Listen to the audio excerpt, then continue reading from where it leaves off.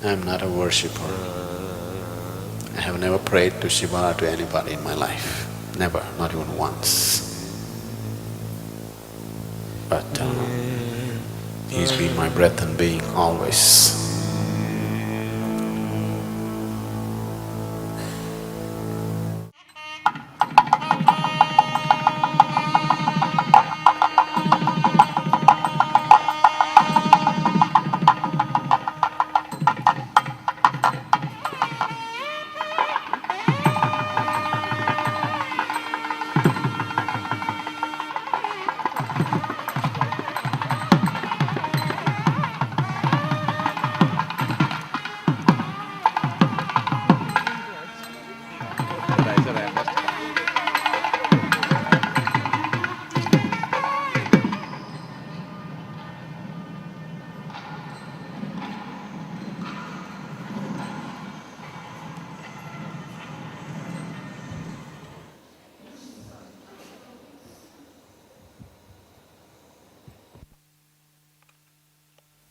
So here we are exploring and expounding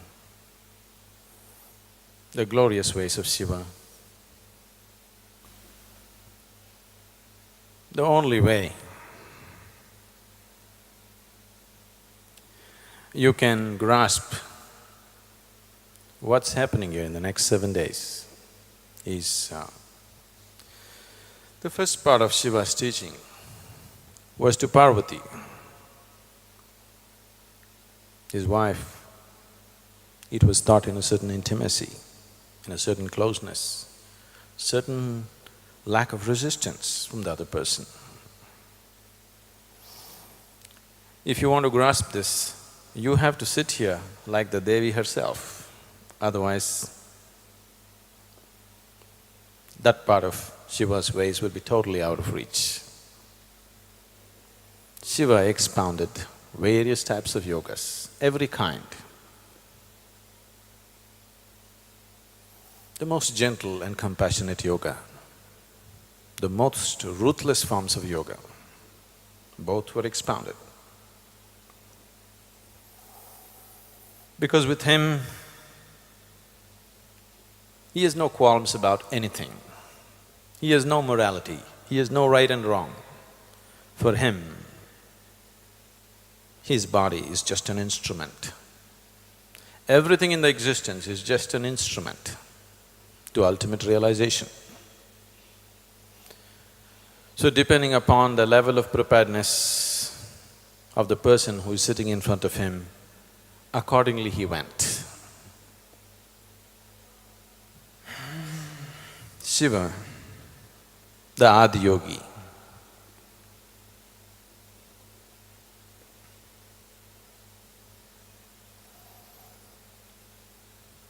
came to an inner state of stillness, where if he closes his eyes, he can sit like this till the end of the world. Simply he sat. Himalaya, many of you just went there and came. The mountain is personified. The king of Himalayas had a daughter whose name was Parvati. So Himalaya and Parvati came and started serving Shiva where he was sitting and meditating. After many millennia, he opened his eyes and blessed Himalaya, and then he saw Parvati. Then he told Himalaya, it is improper for you to bring a woman where there is an ascetic, you take her away. Immediately, Parvati said, why are you rejecting me? And who are you to reject me? You are the basic principle of the existence. These two are known as Purusha and Prakriti. Purusha is the masculine, Prakriti is the feminine. Prakriti also means nature. Purusha is the fundamental principle, Prakriti is creation. You are Purusha, but without Prakriti, there is no action in you. You are just inert, You cannot do anything by yourself unless there is Prakriti. Shiva said, I can dismiss and dissolve Prakriti right now. I created it, if I want, I will dissolve it this moment. Don't talk to me all this nonsense, you go. Then Parvati said, if you have so much power that you can dissolve Prakriti, why are you doing this asceticism? And why are you sitting in these mountains? These mountains are Prakriti, the air that you breathe is Prakriti, the sky is Prakriti, everything is Prakriti.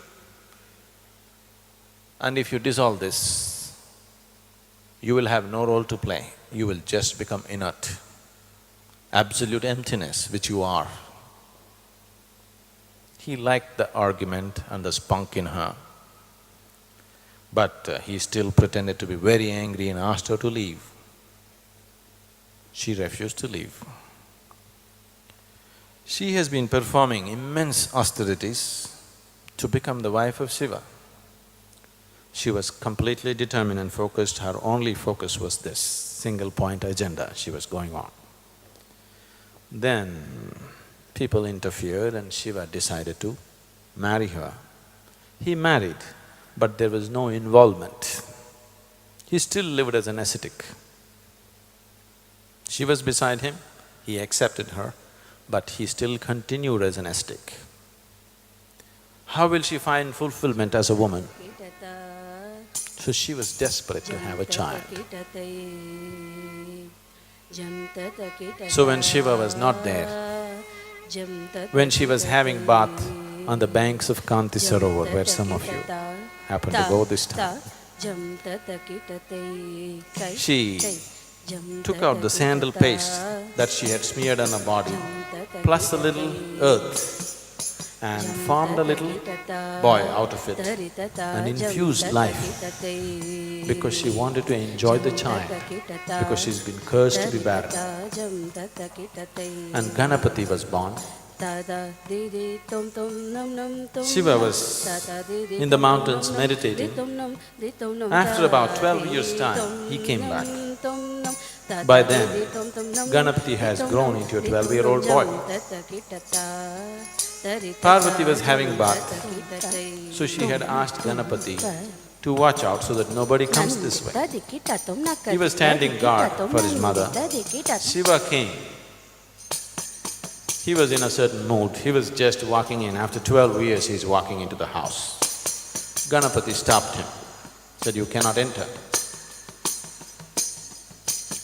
He asked, who are you? He said, it doesn't matter who I am, you cannot enter. Shiva just took his axe out and chopped his head off. So the boy fell dead. And Parvati came from a bath and saw her son dismembered. She just went into such sorrow and angry with Shiva, she said, you have to do something. Then he just came home and he killed his own son and now his wife is angry, you know.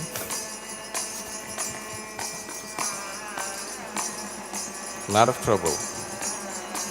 Then he sent out his ganas, go out into the mountains.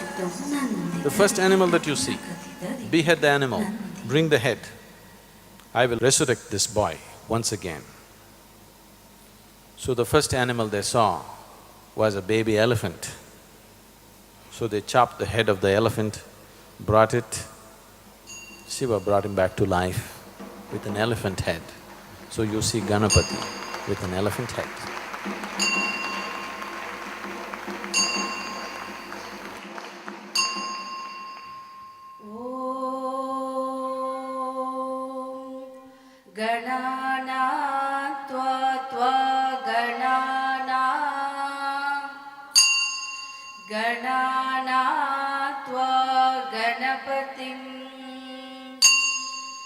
Ganapatim tva ganana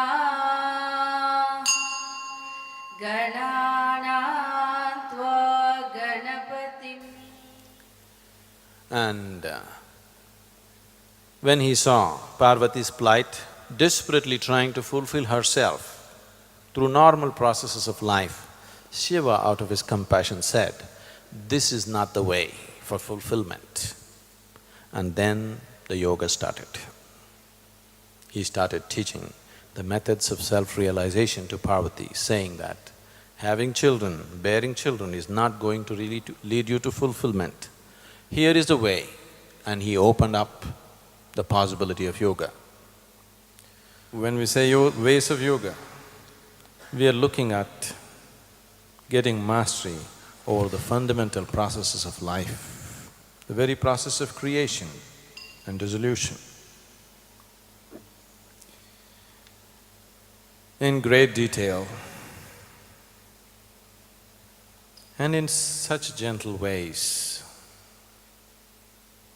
Shiva went about expounding the ways of yoga to Devi. The sutras, the yoga sutras of Shiva are such that almost in every sutra, he refers to her as the resplendent one, the gracious one, the beautiful one. So you need to understand that this teaching transpired between two people with utmost intimacy. Intimacy should not be understood as sexuality. Intimacy means there is no resistance. There is no need to fight through this person. This person is absolutely open to whatever is being offered. So it in such a state that these sutras were offered. So the sutras will be so subtle, so gentle.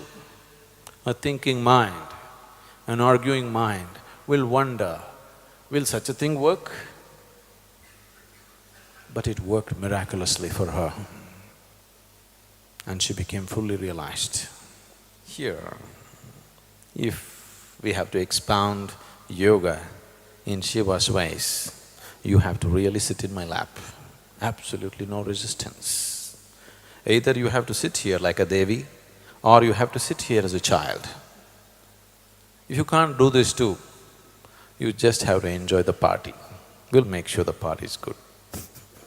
Shiva repeatedly referred to Devi as the resplendent one. So, you must be that way. You must dress that way, you must be that way so that I can refer to you that way, okay?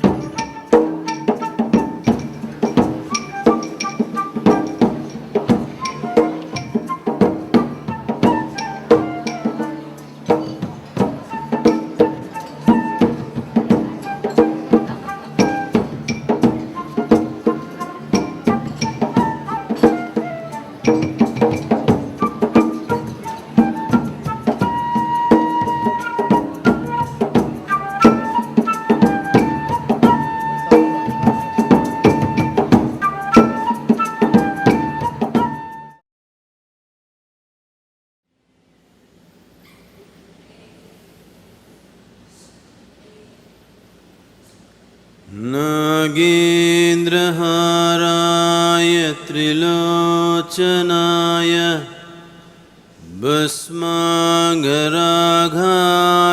महेश्वराय नित्याय शुद्धाय दिगम्बराय तस्मै नकाराय नमः शिवाय तस्मै नकाराय नमः शिवाय।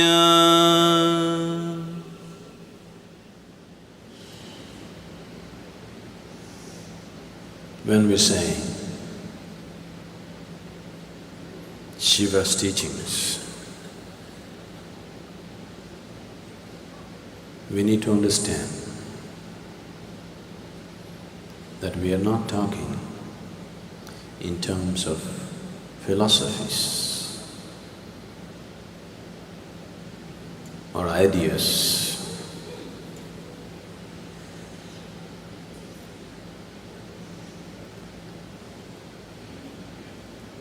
These are purely methods. They're just methods to get a person moving from one state of consciousness to another. There is no teaching involved, there is no philosophy involved. Shiva is not a philosopher, he's a yogi. When I say he's not a philosopher,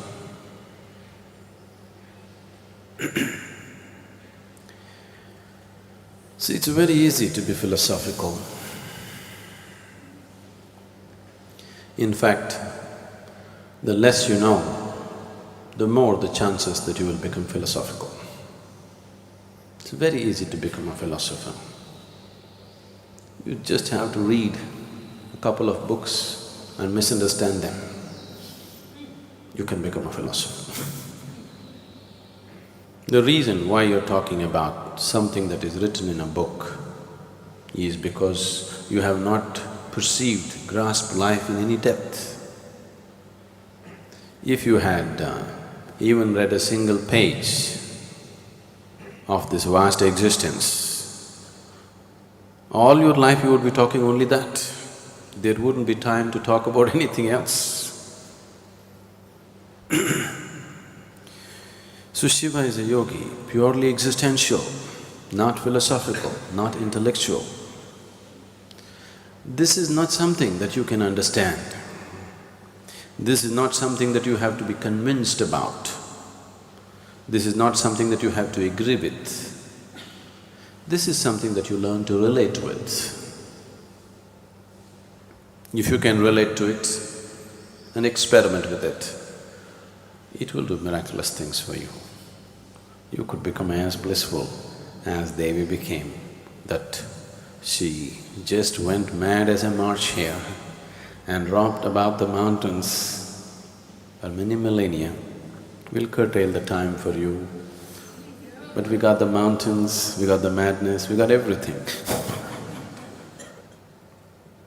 As he started expounding the various dimensions of yoga, Devi took on various forms. She became love, she became compassion, she became anger, she became fury, she became deadly, she became very pleasant, she became unpleasant, she took on every kind of form that could happen within the human consciousness. As she took on these forms, they went from the subtle to the more and more intense kind of forms. As Devi took on various forms, the seasons changed, the atmosphere in the world changed, because she is the Shakti, the basic energy behind the existence. As she went into many phases of her consciousness, everything around changed. And then he brought her to a state to make her realize all this is just a play of energy. She is none of these things. What she is beyond all these forms that she can take. And to harness that energy and make it happen the way it should happen is the science of yoga. And the explosion of yoga started.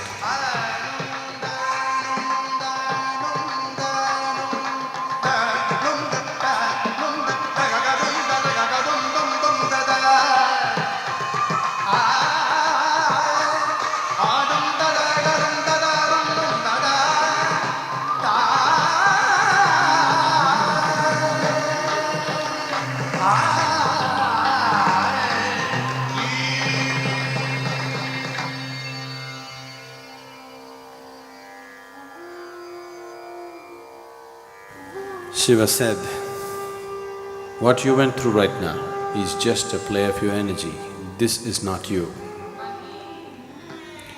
Then Devi asked, How do I realize that this is not me? Then Shiva gave her a simple process.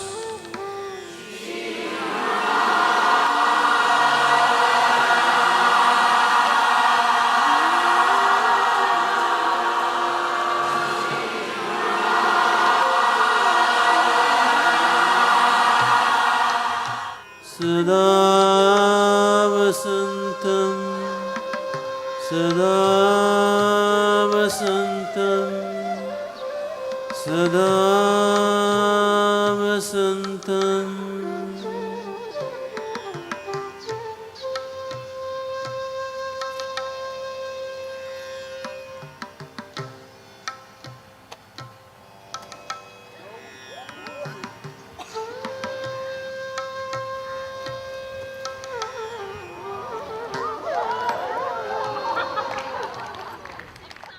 The dancer who is here, her name is Anita Ratnam, probably most of you already know. She is one of the foremost exponents of fusion kind of Bharatanatyam. She is internationally acclaimed artist. She's performed almost every part of the world. So, she will be doing the Nadaradhana. This is a part of the Indian temple culture, that is, the puja or the worship was not just verbal. So people learn to use their whole body as a form of worship. Many of you, you're practicing Surya Namaskar, which is a form of worship, using the entire body to get into your worshipful activity within you. Similarly, dance also was used as a form of worship and as a form of involvement.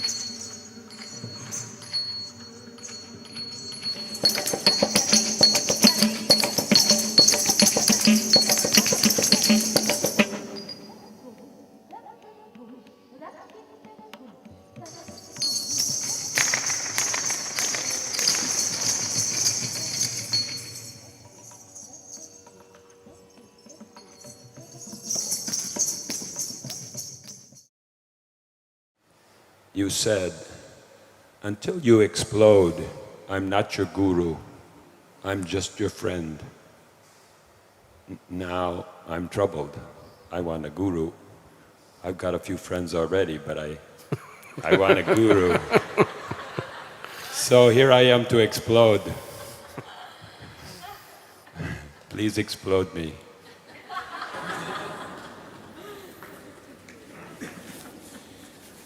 So, I want you to understand, you're sufficiently packed with explosives, every one of you. Only thing is, some of you have kept it so damp it doesn't light up, or some of you don't know where the fuse is. So, I can easily light it up. If you're damp, we can dry you. The weather's cloudy, it is not assisting, but I can dry you up and light you up. You just have to allow it. So right now, you don't know how to allow.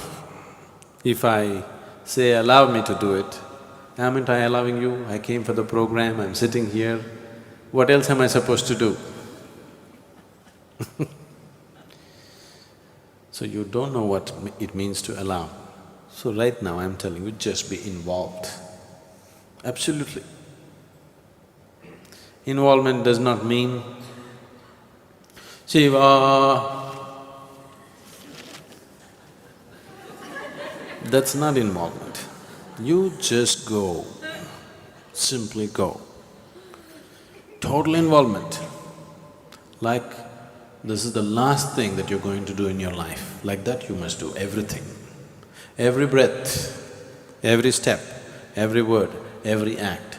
You must do it like this is the last thing you're going to do in your life. With that involvement if you do, I'll explode you. Because you're packed with explosives, every one of you. I don't have to, put any explosives into you, you are sufficiently packed. But damp or hiding the fuse. You don't know where the fuse is, you don't know how to light, you don't have a matchstick. I have all the fire you want. If you just show some involvement, we will explode you.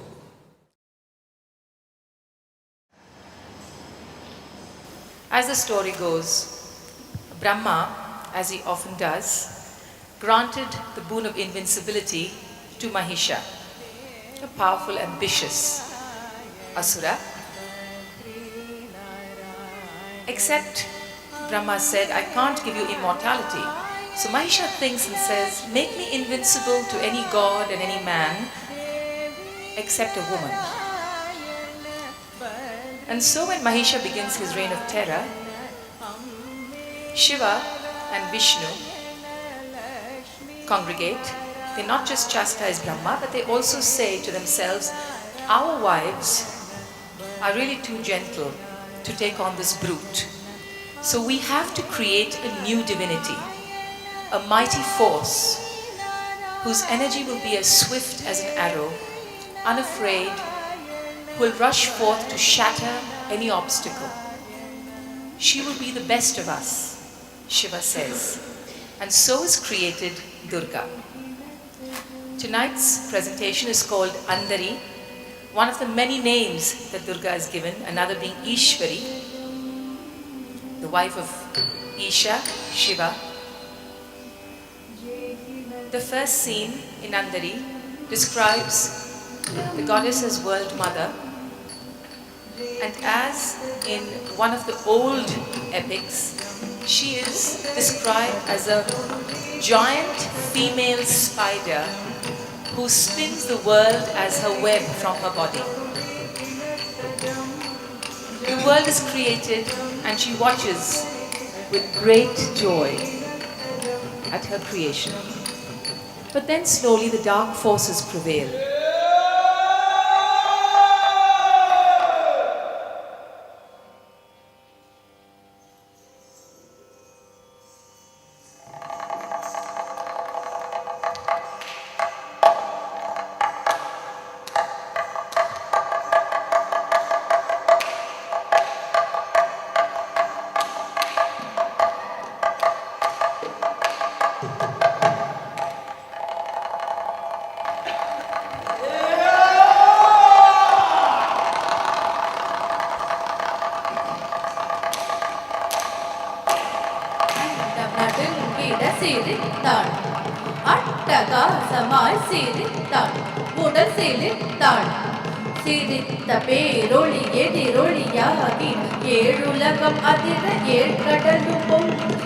She is called upon to be reborn in a terrible, aggressive, powerful form as Durga.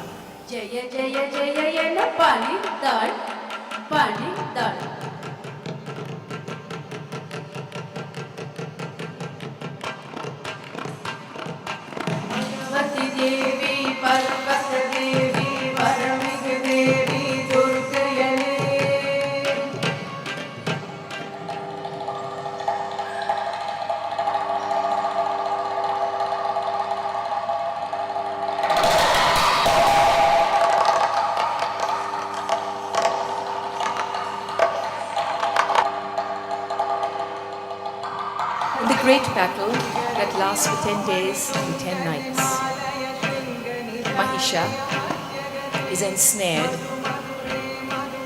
and victory. The goddess is led in a great procession to the ocean where she's immersed and everybody waits for her return into their homes the next year.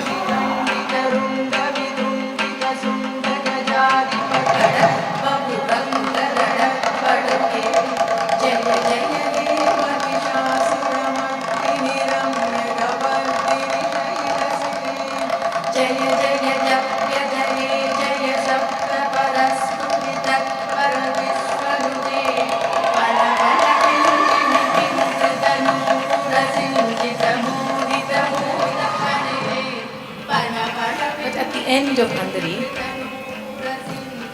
Durga is so disgusted with the greed of humanity that, like a female spider who not only spins a web but can consume it and destroy what she has created, she decides it's time to completely annihilate everything in order for the world to be created again.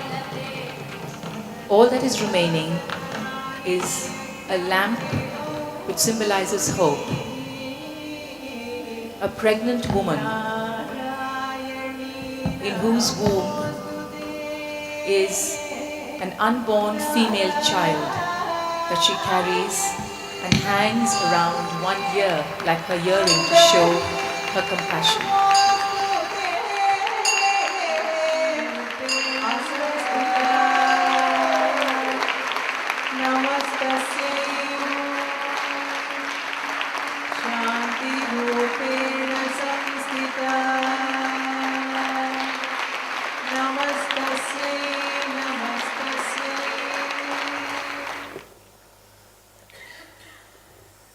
Now that Anita gave us a fantastic display of Durga,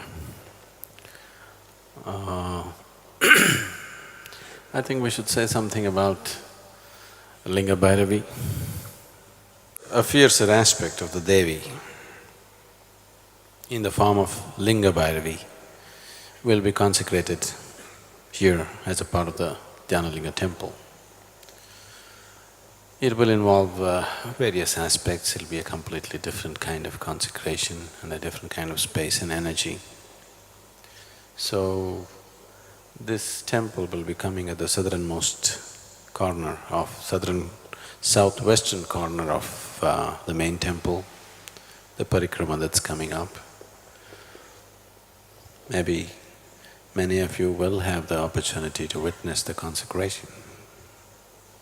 Sadhguru, I was just wondering that in the stories that you tell us about Kartikeya and the elephant god, or what is depicted in the dance, what is the spiritual message, or should we just hear it as a story, or there's something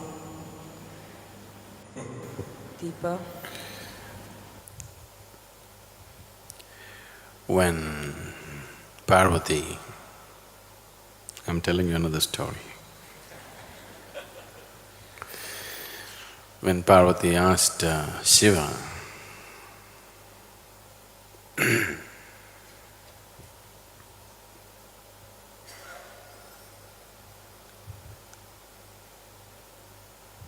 of the spiritual significance of many of his actions, I can understand this, you're meditating, I can understand, okay, that is a spiritual thing. But now you're dancing, now you're hunting, now you're drinking, now you're smoking. What is the spiritual significance of all this? And you have all kinds of distorted and demented beings around you. What is the spiritual significance of all these people? I don't see any spirituality in them. Why do you have them around you? So Shiva said, there is nothing in the existence which is not spiritual. Everything is spiritual, unrealized. Now, all the methods that we're talking about, whether it is a story or a joke or a meditation or a process that we're doing, it is just to bring it into your awareness. What is it that you're clinging to? What is it that you have to… what is it that's obstructing you? You just have to look at those things. Don't try to understand where to go. You don't know where to go. What is it that is stopping you?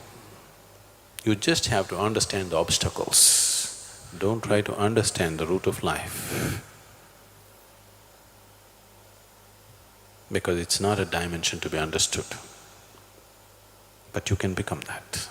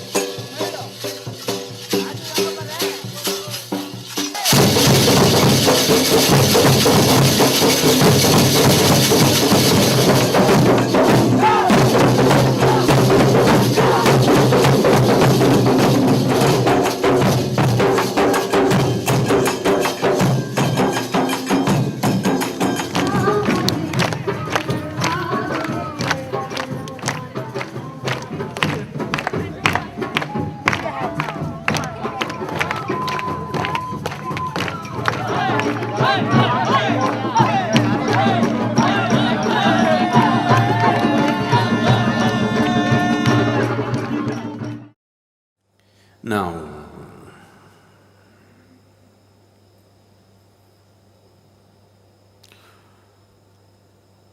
one important aspect of your life which doesn't allow you to live your life in total intensity, which doesn't allow this energy to burst forth with great exuberance is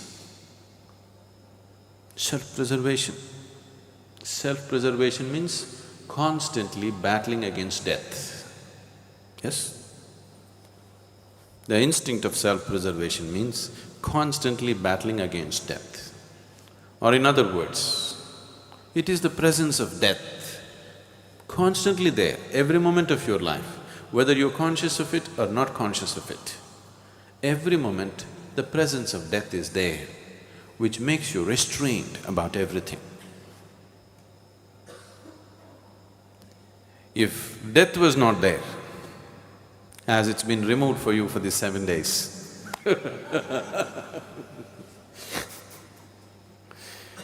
if death was not there, you would do so many things, isn't it? You wouldn't hesitate for anything. You would jump off the mountain if you felt like it. So, tomorrow, the whole day we will spend on death. I want you intensely involved with this. I'm talking about it today so that you're prepared for it, you don't resist it. I have already given you the guarantee. 7 days, you're guaranteed. So, tomorrow you must make a huge effort to die. Keeping you alive is my business, okay?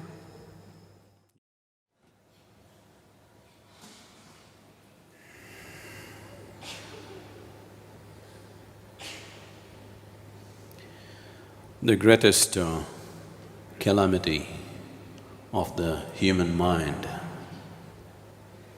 is that it is against death. Because the moment you reject death, you also reject life. Either we can refer to this process that you're right now going through as life, or we can refer to this process as death.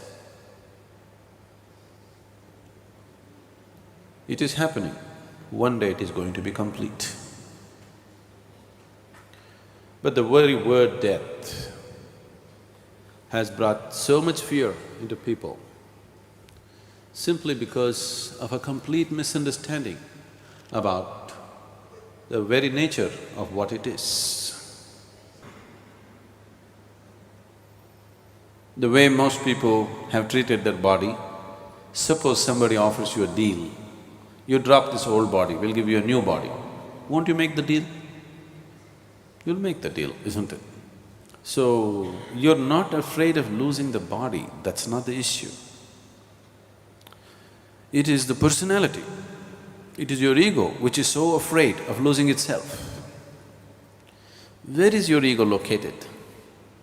It's in every part of your body. I'm talking the physical geography of the ego. It's everywhere, but its main location is in the face. So right now, we want to deface you a little bit. For today, you should not be able to look at your face, nor should anybody be able to look at your face. For that we have a device.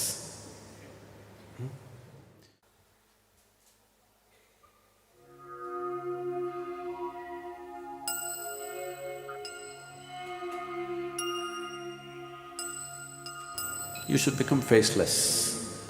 Once your ego is not a problem, then you will see death is not a problem. It's very simple.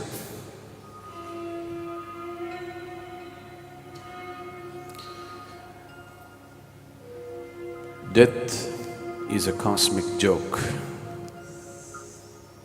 If you get the joke,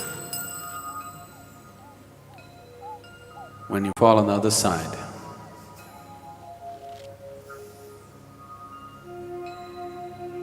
it'll be wonderful. If you don't get the joke, if you're here, you fear the other side. When the other side comes, you just don't know what it's about.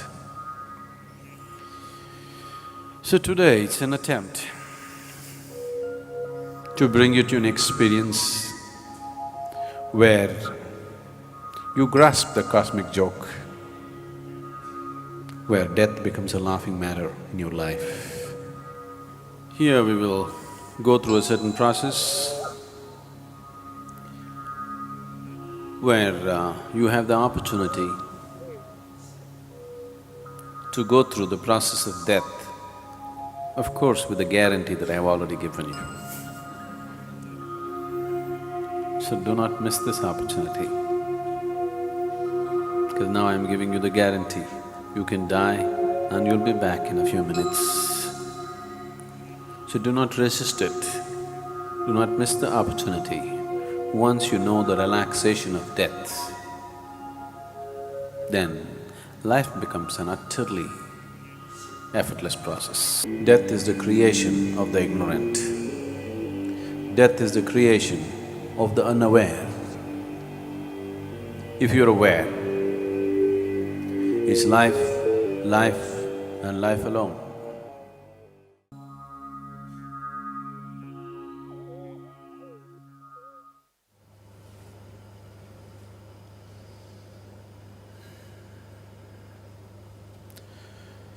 Shiva is a god who should not be named,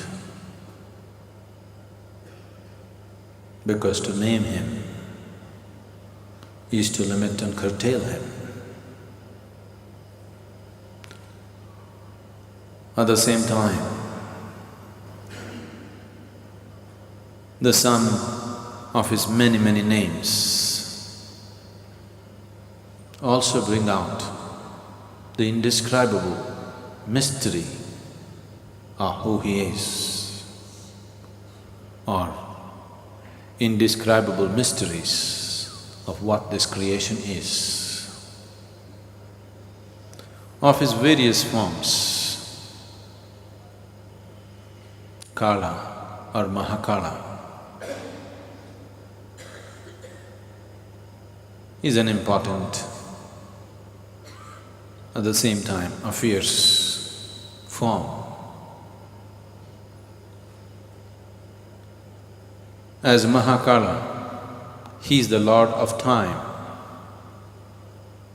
As Kala Bhairava, he is the destroyer of time. When we talk about transcendence, when we talk about spirituality, yoga, we are seeing how to go beyond the limitations of time and space. because time and space belongs to the physical plane of the existence. Once you aspire to be spiritual, what it means is you're aspiring to be something more than the physical. Once you're something more than the physical, that means you're aspiring to be beyond the limitations of time and space. It is only the foolish, it is only the ignorant who will try to stop the process of death. The aware, the enlightened are seeing how to make death into a tremendous opportunity to move from one dimension to another. Anyway, nature is releasing you from the physical. If you do it with the right sense of awareness, that could become your ultimate liberation too. Here today, Santosh will present a certain dance piece on Mahakala.